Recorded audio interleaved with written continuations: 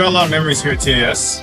The one that really is special to me and my friends was when we got to win the U19 Boys ESAC Championship in 2018.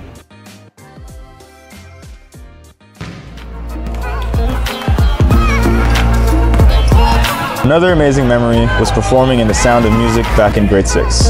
And of course, graduating with my closest friends in 2019. Those friendships have stayed strong even to this day, while we're all pursuing different things around the world. I'd say while you're young, you should look to join your school sports team. You should join the play. You should even learn how to play an instrument or learn to dance. And of course, you should study hard.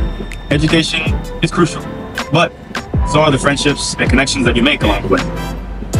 Cú ném 3 thành công tiếp theo của Marko Trí Anh. Marko đã đến với Trí Anh đã có 2 quả 3 thành công liên tiếp. Truly thankful for my time here at TAS because it's helped shape me into becoming the person that I am today.